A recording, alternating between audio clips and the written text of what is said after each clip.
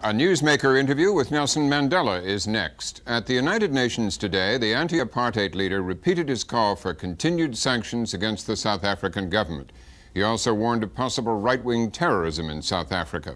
I talked with him this afternoon at the Council on Foreign Relations. Mr. Mandela, thank you very much for joining us.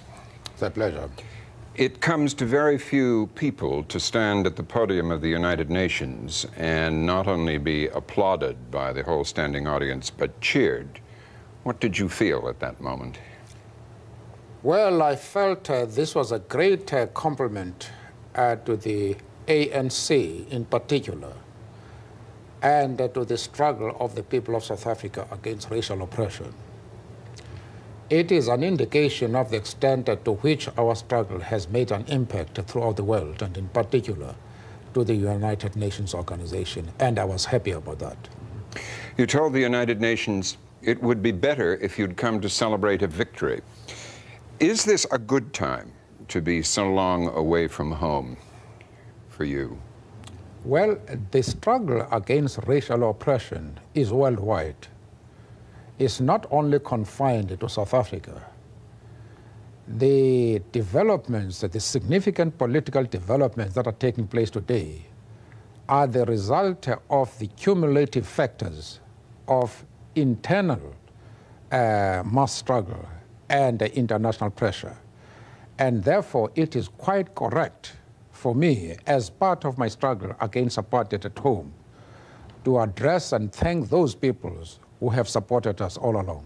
What I meant was that some people feel that there may be a very narrow window of opportunity to achieve the kind of constitutional change you want by negotiation in South Africa, with extremists in the white community proliferating, some extremism in the black community, all opposing the idea of negotiations. Do you feel that your time may be limited in which you can achieve some kind of negotiated settlement? We do not regard that we are working within any time limits. No, you don't? No, we don't. These factions which are opposing the peace process in the country have to be expected by those who have been following political events in our country. In fact, they were expected by the government itself, and they must have examined the situation very carefully, knowing that there would be a backlash, because this is a monster which they themselves, the government, have created. And therefore, this reaction on the part of the right wing is something that we expected.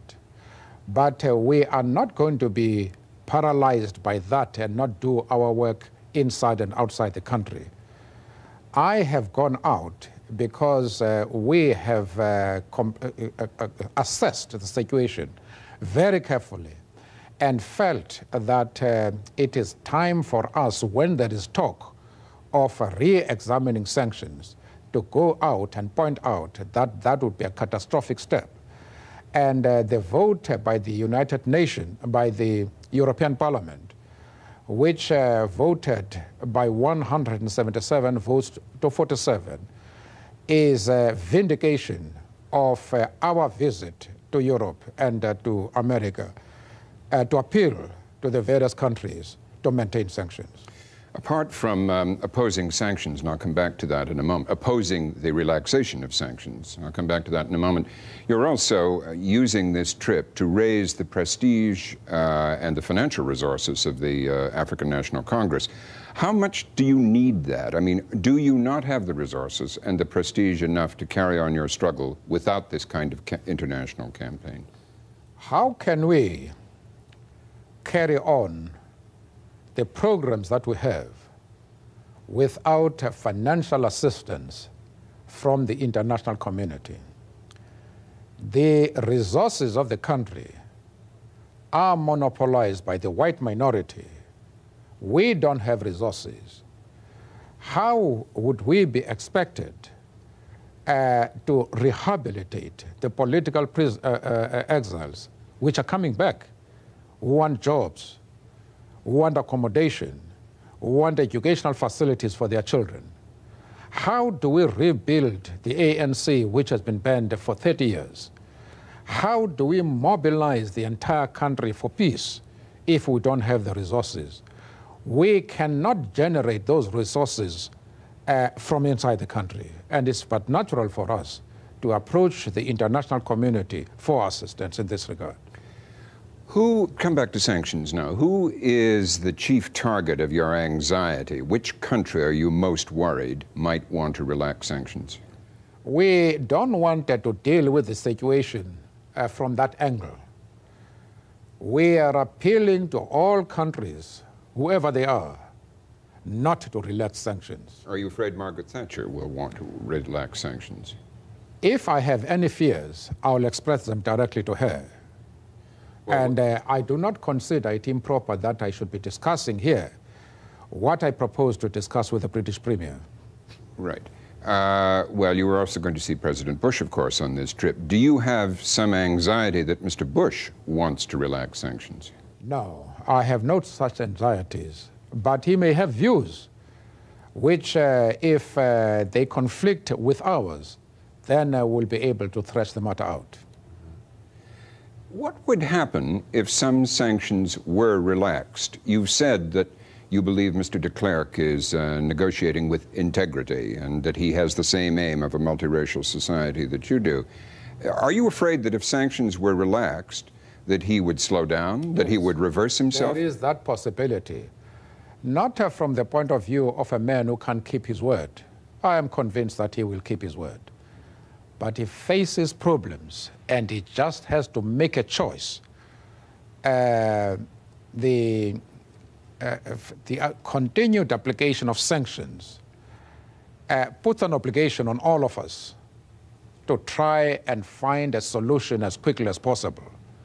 We are just as anxious as the government for our economy to be saved from being shattered by sanctions. We are keen that we should have a chance as soon as possible of putting our economy on a sound basis. And therefore, we are keen to reach a solution as quickly as possible. And the danger about relaxing sanctions is that you will actually undermine the rate at which we want to reach a settlement. Because Mr. de Klerk would feel that for political reasons he could go slower. Is that your... Well, that is a possibility, because he faces problems. The city newspaper, a black news with a big circulation in Johannesburg, this week came out for lifting of some sanctions.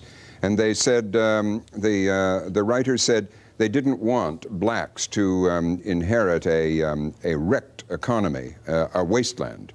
Now, that's an argument that opponents of sanctions, that's the phrase that opponents of sanctions have used a lot in the West. Does it disturb you that some prestigious black opinion now inside South Africa is calling for a relaxation? We are a democratic organization, movement, and we are tolerant of opposing views. People are entitled to express their views. I do not know which newspaper this is, but if one talks about the city press, generally speaking, they support our struggle. And if on any particular point we don't see eye to eye, we will discuss that with them. And we have a powerful case, and we think we are in a position to convince anybody, as I have convinced you. You've said that for the West to try and help de Klerk, to make some gesture to help him. For instance, Mr. Bush has talked about his desire to make some gesture to reward de Klerk for the steps that he has made. And I've heard your answer that you don't think he's due for a reward because he's just undoing what he shouldn't have done what the white community shouldn't have done in the first place. But are you worried about de Klerk being weakened? Are you worried about an erosion of support for de Klerk, that could catch up with the negotiating process, that he could lose whatever mandate or moral authority he has to negotiate with you? Not if he carries out our recommendation to him. We have said to him he has another 4 years in terms of the election laws of the country. Within that 4 years, he can bring about fundamental and irreversible changes in the political scenario of the country. That fundamental change would be to extend the vote to every South African. If he did that, he would take out the political power from a white minority and place it squarely in the hands of the masses of the people. Yes. Once he has done that, the right wing would be absolutely powerless. And he would be in an invincible position. Are you saying that if black voters were enfranchised across the political spectrum, that enough of them would vote for Mr. de Klerk, a white man, after all that he's represented in their past? No, I am not talking of voting for him as a person, but the cause for which he stands, that is a negotiated settlement on the basis of a non-racial constitution. That cause would triumph, and he would benefit because he would be part of that process. How close are you to removing now the obstacles to a full negotiation? For instance, the release of political prisoners and the return of exiles. No problem about that we're going to agree with that. It's going to be very quick now? In our next meeting, I have no doubt to say we'll clear that completely. Okay. You've said that the next step is to decide and how to choose the delegates who will represent blacks in the real negotiations, and that they should be democratically elected. Are you going to look to the government to set up such an election machinery, or are you going to set one up within the ANC? How will that it's a joint affair. We are discussing with the government already. And the structures that we are going to put up for the purpose of negotiating on a new constitution is now a joint responsibility between the ANC and the government. And it may well be that other organizations will be involved. We have not taken up the position that we are the only organization that is entitled to negotiate. That has never been our stand. But we insist on democratic elections in order to identify the people who are going to negotiate. So in other words, just to what would amount to a constitutional Congress, to use the American phrase, the election to that would become the first democratic election across racial lines in South Africa. I don't want to use any labels. All that I'm saying is that people who are going to be entrusted with the important work of drawing a new constitution for South Africa, acceptable to all population groups, must be undertaken by people who have been properly mandated through non-racial elections. I see. You said to the, I just want to ask one more question on the timetable. If the question of the release of political prisoners and the return of exiles can be settled at your next meeting, what do you see as a probable timetable for electing delegates and sitting down, the earliest one could sit down and start having serious negotiations on it? I would be reluctant, they say, to talk in terms of timetables. Mm-hmm. It is sufficient to say that in the first meeting that we've had with the government, the element of urgency was evident on both sides. That is why we appointed a working group composed of equal members of the ANC and the government and instructed them to report to us before the 21st of May. They have done so and indicated to us the ways and means in which these obstacles could be removed. We are meeting then in order to take specific decisions as to how to remove the obstacles. And we don't expect, any problems about that. There is, of course, the question of removing repressive legislation, because it's not only just the state of emergency. There is a battery of laws which give the government sweeping powers of suppressing political activity from their opponents. We have also insisted that these laws should be repealed. But of course, the question of the repeal of the laws is not something that can be done overnight. And we will look into that. And we have no doubt that in a future meeting of Parliament, some of these laws, will be withdrawn. You said today in your United Nations speech, it was strange that the victims of a crime against humanity were being told what procedures were proper to rid themselves of that crime. What did you mean by that? Well, we are told, for example, that we must lift sanctions. We must call off the armed struggle. We are now talking to the government. We must give them sufficient space to maneuver with regard to the right wing. Now, we consider this approach to be totally incorrect because the methods which are used by an oppressor, the methods of political action used by the oppressed are determined by the oppressor. In South Africa, the methods which the people are using to oppose apartheid and racial discrimination are determined by the government. Where the government talks peacefully, wants to solve problems by peaceful means, talks to the oppressed, it would be very difficult for them to turn to violence. But when the government bans political organizations, bans political activities, paralyzes individuals by imposing bans on them, and intensifies oppression, and carries on a brutal suppression of all political activities, what do you expect us to do? We must resort to violence in order to defend ourselves. But many people, especially in the West, seem to be blinded to this reality, that we ought not to have embarked on violence. We ought not to continue with violence when we are negotiating. We know better because we are the people who are responsible for this negotiating process. And we should be telling the world what methods of action should be abandoned and at what time. It is not for the international community to try to lecture to us as to what methods of action we should use.